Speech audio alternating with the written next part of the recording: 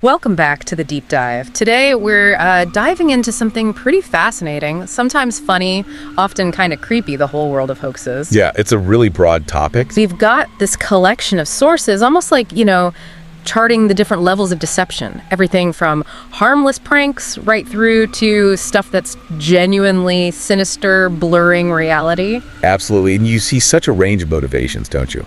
Some were just for laughs, maybe others for money or fame. Right. But then you get these others designed purely to disturb people, cause real panic, real consequences. We'll go from the sort of well-known ones down into the really murky stuff. Okay, so our goal today is basically to unpack why these things are so compelling, the internet, and what happens when the truth comes out. Or sometimes maybe it doesn't, which is even weirder. Yeah, that ambiguity can be really unsettling. Let's start then. So thinking about hoaxes that tap into that collective imagination, that desire to believe Bigfoot's got to be up there. Oh, definitely. That 2008 case, Matthew Whitten and Rick Dyer, they claim they found this huge, 7-foot-plus dead Bigfoot in Georgia. Yeah, 500 pounds, they said. Yeah. Had photos, promised DNA. And big news outlets ran with it. CNN, New York Times.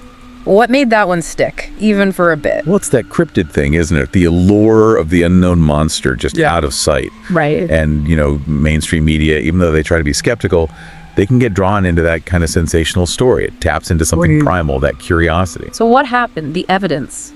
Never appeared. The photo was fake. Turned out Rick Dyer, one of the guys, ran a Bigfoot tours company. Ah, okay. Publicity stunt. Massive publicity stunt, yeah. And Whitten, the other guy, he actually lost his job as a police officer over the whole thing. Wow. Okay, from maybe real monsters to definitely not real ones. Drop bears in Australia. Yeah. Classic. The story is right. These are like vicious koalas that drop out of trees onto tourists. Aim for the throat. Sounds terrifying. It does. And that's the point. It's just a joke Aussies tell to scare visitors. Okay. It plays right into that whole idea that everything in Australia is deadly dangerous. Right. The meme. Exactly. It just shows how local folklore and a bit of humor can create this totally believable threat, at least to outsiders. It's all about the storytelling. And speaking of believing things, the dead fairy from 2007. Oh, yeah. Dan Baines. That was quite something. He posted pictures online, this mummified fairy corpse. Said anthropologists confirmed it. X-ray showed hollow bones like a bird. His website went nuts, didn't it? Like 20,000 hits a day or something. Yeah. What was going on there? Why did people latch onto that? I think it taps into that desire for, magic, for wonder. Something beyond just the everyday. And Baines, he was a sculptor and illusion designer. He admitted later it was just an April Fool's prank, a sculpture. But the fascinating part, loads of people just refused to believe him. Even after he confessed, they wanted it to be real. Belief is powerful. Powerful enough to cause panic sometimes, even without a real threat. The 2016 clown sightings, that felt huge at the time. Oh, it did. It was everywhere. Reports all over the US, the UK, these evil clowns chasing people, attacking them. It led to real panic, warnings, clown costume bans. Yeah, it's a perfect example of how media hype can blow things way out of proportion. So it wasn't real, not like an organized thing. Well, there were definitely some isolated incidents of people dressing up being idiots. But the vast majority of reports, unverified, fakes, exaggerated by media chasing clicks. It wasn't some coordinated clown invasion. But the narrative took hold, didn't it? It felt real to a lot of people. Shows how quickly fear can spread. It really does. Okay, let's shift gears a bit. Some hoaxes aren't about laughs or imagination. They're just darker. Exploitation. Money. Yeah, the motivation changes. It's like those fake celebrity death reports you see online all the time. Rowan Atkinson seems to die every few months, according to Facebook. Right. Eddie Murphy, loads of others. But it's worse than just a bad rumor now. How so? Well, these hoaxes have sort of evolved into scams. Hackers spread the fake news, often with a link. Like, click here for details. Exactly. And that link takes you to a site designed to load malware onto your computer. Or phish for your personal details, name, address, bank info. Oh, wow. People see the shocking headline, click without thinking, share it. And bam, they're compromised. It's a reminder to be so careful online, verify before you click. Definitely good advice. Yeah. Then there are the really bold ones. The Wendy's chili finger, 2005. Anna Ayala. Yeah, that was audacious. Claimed she found a human finger in her chili. I remember that. It was huge news internationally. Wendy's lost, what, like $21 million? Something like that, yeah. Massive financial hit, huge public outcry. But it was a scam. Complete scam. The police investigation found out she and her husband got a severed finger from a guy her husband worked with. He lost it in an accident. No way. Yeah. They apparently cooked it a bit at home and planted it. She pleaded guilty, got 9 years in prison. 9 years. Just incredible nerve. The lengths some people go to. Okay, let's go way back for another one. P.T. Barnum, the master showman. 1842, the Fiji mermaid. Ah, yes, the Fiji mermaid. He exhibited this real mermaid, but even his own description was like ugly, dried up, small, contorted limbs. Sounds awful. That probably was pretty grotesque. But thousands paid to see it. How did he swing that? Because Barnum was a genius at understanding public curiosity. He knew people craved the bizarre, the spectacle. He even coined, there's a sucker born every minute, right? Right. The mermaid itself, totally fake. An American sea captain bought it off Japanese fishermen.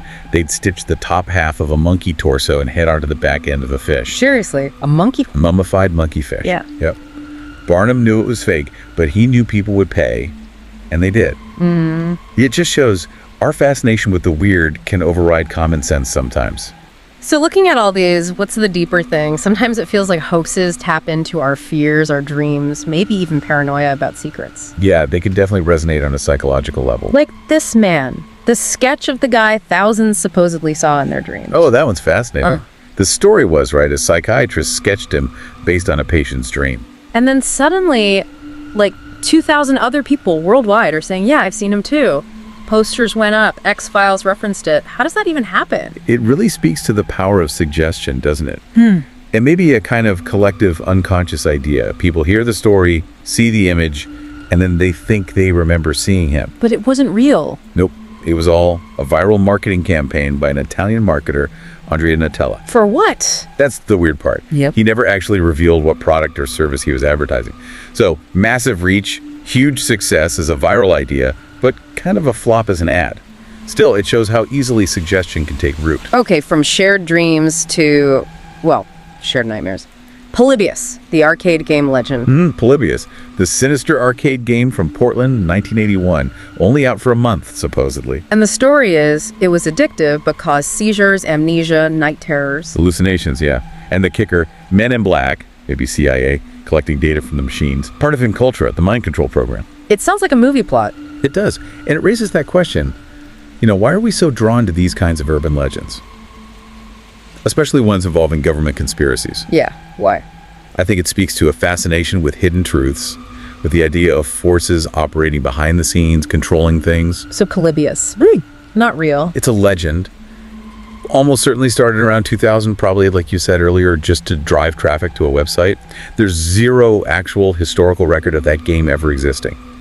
But the myth persists. Okay, as we go deeper now, things get significantly more disturbing. The lines blur. Let's talk about dark web red rooms. Right. This is a persistent, nasty rumor. The claim is these are sites on the dark web. Where you pay to watch people being tortured and killed live, and the audience can interact, donate to influence what happens. Yeah, that's the horrifying claim. Yeah. But technologically, it's just not really feasible, especially on something like Tor. Tor routes traffic through multiple servers for anonymity. Trying to live stream high-quality video through that, it would be incredibly laggy, constantly buffering. Not practical for a live interactive experience. So the evidence. It's all anecdotal. Anonymous users claiming they've seen them. There's no concrete proof these things exist as described. They're widely considered creepypastas, scary stories, basically, but very sticky ones. Sticky and grim. Okay, even darker. 3 orangutans, 1 blender. Ugh, yeah. That rumor circulated, around 2008? Supposedly this incredibly graphic video. Showing military guys mutilating orangutans, blending them, maybe even human remains involved. Yeah, horrific detail. And the thing that made it seem real to many was the reaction videos. People posted videos of themselves supposedly watching this clip, reacting with horror. So the reactions went viral even if the original video didn't exist. Exactly. It's a chilling example of how secondary content, like reactions, can create this perception of reality for something entirely fabricated. The detailed accounts, like one user's story, they were part of the hoax itself. So just to be clear, that video is a myth. It's a myth. Inspired by another gross rumor, apparently, designed purely to shock and spread fear. It really makes you question what you see online, especially when it's just people reacting to something unseen. And that seems to be a pattern. What about dig your roots? or after-school special. Similar kind of thing. This rumor popped up more recently about a supposed leaked snuff film. Showing kids being killed? That's awful. Truly horrible.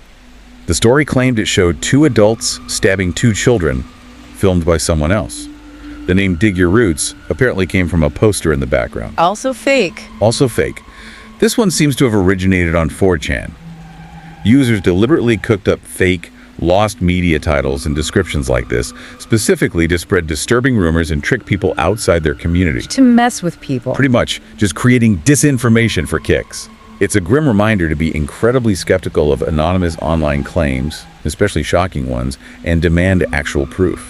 Which brings us to a really, really uncomfortable one. The Andreas Balmina snuff film case from 2013. Yeah, this one sits differently. So this Latvian guy, Balminas, was found with this 20-minute video.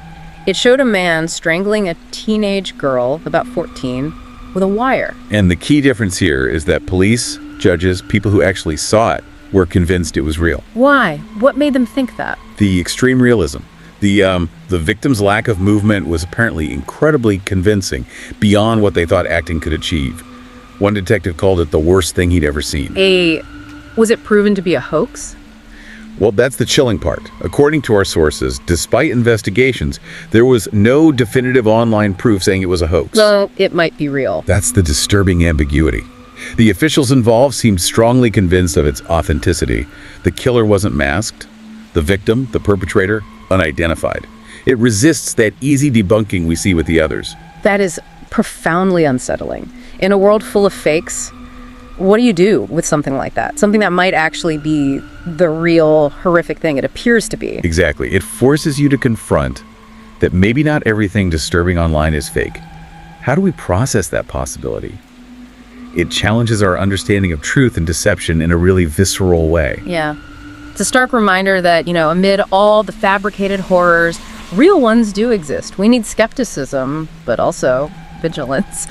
Okay, so we've really covered a lot of ground here, from Bigfoot and drop bears. Right through to scams, psychological games, and these deeply disturbing, ambiguous cases. It's clear hoaxes, whether they're intended as pranks or something far worse, they really prey on our psychology, don't they? Our fears, hopes, our willingness to believe the unbelievable sometimes. They absolutely do. And I think the very fact that these stories spread, that they captivate us from cryptids to these awful potential snuff films, it tells us something significant about human nature.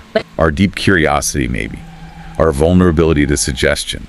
And just this enduring fascination with things that defy easy explanation, things that seem unbelievable. It really makes you think, how does interacting with all this stuff, the fake and the maybe real, shape how we see the world? What counts as real anymore?